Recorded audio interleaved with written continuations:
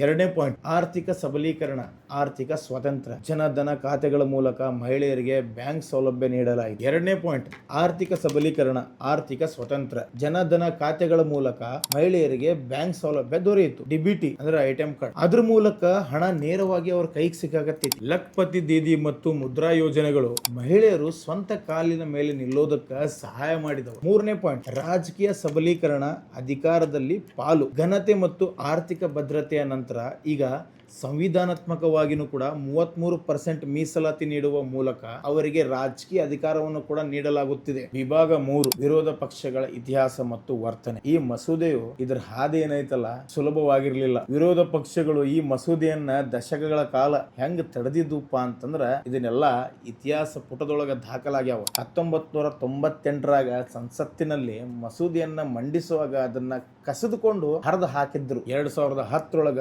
ಮಹಿಳೆಯರ ಬಗ್ಗೆ ಅವೇಳನಕಾರಿ ಹೇಳಿಕೆಗಳನ್ನು ನೀಡಲಾಗಿದೆ. ಈಗಲೂ ಸಹ ಕೆಲವು ಪಕ್ಷಗಳು ಸಮಾಲೋಚನೆ ನೆಪದೊಳಗ ಜಾರಿಯನ್ನ ವಿಳಂಬ ಮಾಡೋದಕ್ಕೆ ಪ್ರಯತ್ನ ಮಾಡಕತ್ತಾವ. ಎಕ್ಸಾಂಪಲ್, UPA ಕಾಂಗ್ರೆಸ್ ಆಡಳಿತದೊಳಗ 10 ವರ್ಷ ಏನು ಈ ಮಸೂದೆಯನ್ನ ಒಮ್ಮೆಯೂ ಕೂಡ ಲೋಕಸಭೆಯೊಳಗ ಮತಕ್ಕೆ ಹಾಕಿರ್ಲಿಲ್ಲ. ಈ ಕಾನೂನು ಕೇವಲ ಒಂದು ರಾಜಕೀಯ ಭರವಸೆ ಅಲ್ಲ, ಇದು ಬದಲಾವಣೆಯ ಹಾದಿ.